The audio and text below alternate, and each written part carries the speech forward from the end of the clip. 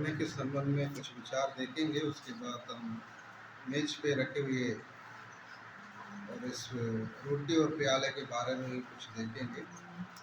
और मेरे साथ निकालिए भजन संगीता उसका 79 79 भजन संगीता 79 79 भजन उसका 8 पद और 9 पद पढ़ेंगे। भजन संगीता 79 79 तो उसका 8 और 9 पद हम पढ़ेंगे।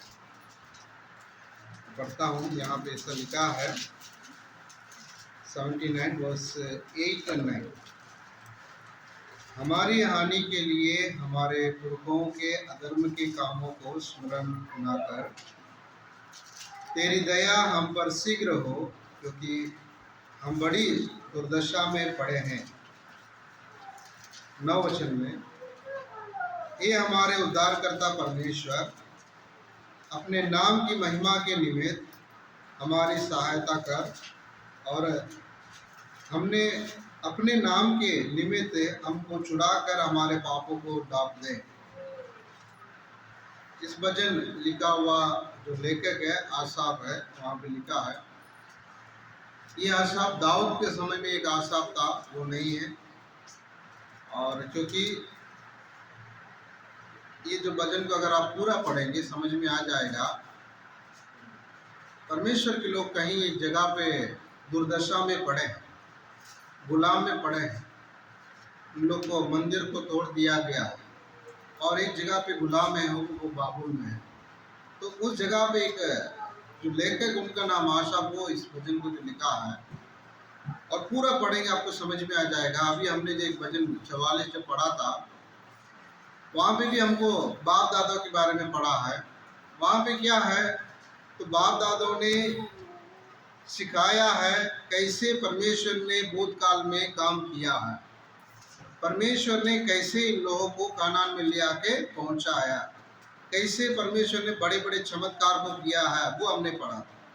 कैसे कानान के लोगों को बाहर करके प्रभु अपने लोगों को वहाँ पे रखा है, उसको हमने पढ़ा। लेकिन यहाँ क्या पढ़ते हैं 8 वचन में, हमारी हानि के लिए हमारे पुरखों के अधर्मों को कामों को स्मरण ना कर। इसका मतलब तो हमारे पुरखों ने पाप किया है, उसकी वजह से हम अभी दुर्दशा में पड़े हैं। हमारे पुरखों ने पाप किया है, इसकी वजह से अभी हम गुलाम में हैं। हमारे पुरखों ने पाप किया है, इसलिए हम जो है परेशान में हैं। एक है, उतना ही नहीं है, लेकिन जो नीचे पद में, क्योंकि हम बड़ी दुर्दशा में पड़े हैं।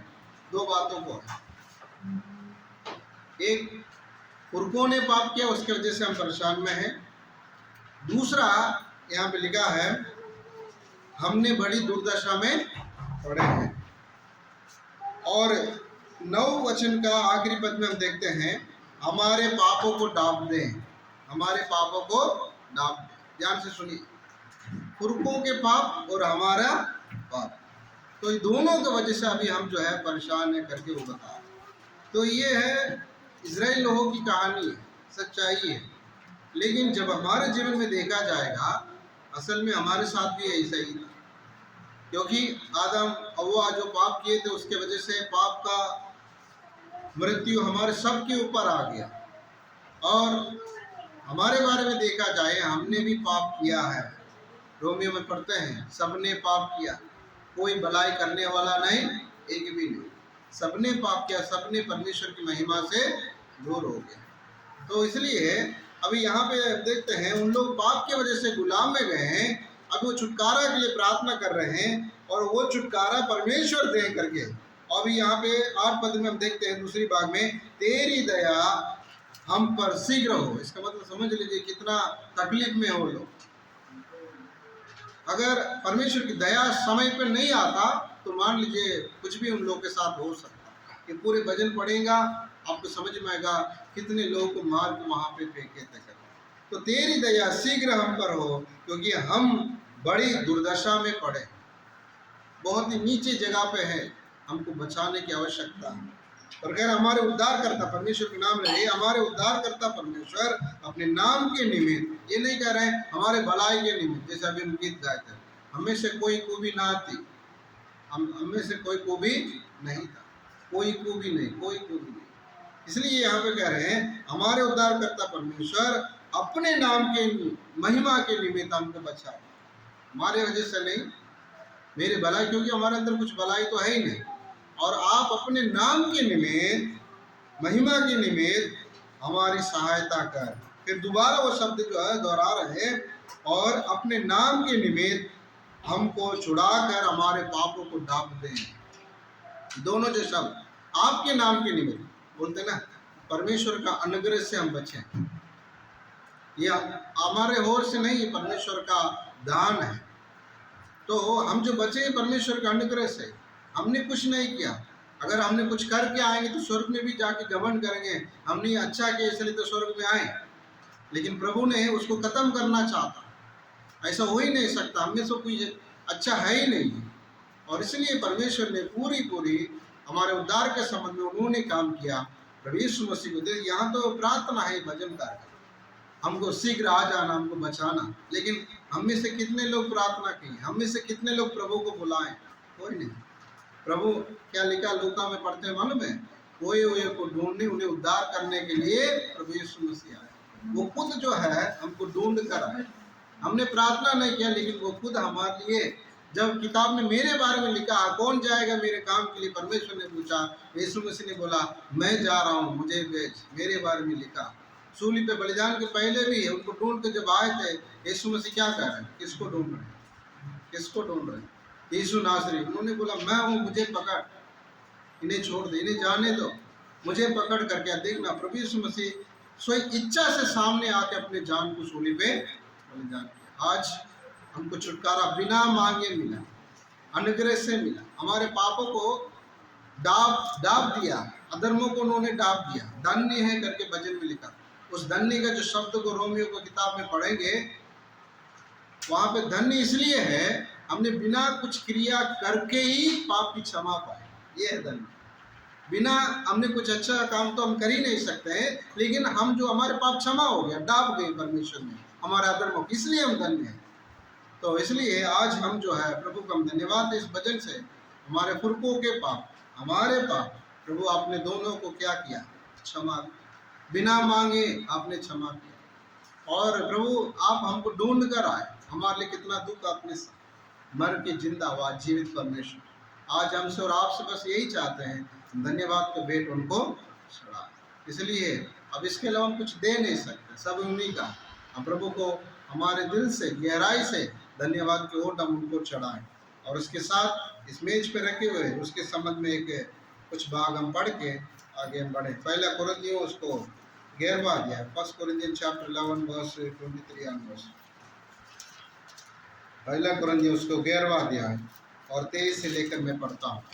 1 Corinthians chapter 11 verse 23 onwards। ठीक है, मैं पढ़ता हूँ। यहाँ पे लिखा है, क्योंकि ये बात मुझे प्रभु से पहुँची और मैंने तुम्हें भी पहुँचा दी कि प्रभु यीशु ने जिस रात वो पकड़वाया गया रोटी ली और धन्यवाद करके उसे तोड़ी और कहा, ये मेरी देह है जो तुम्हारे लिए है, मेरे स्मरण के लिए यही किया करो।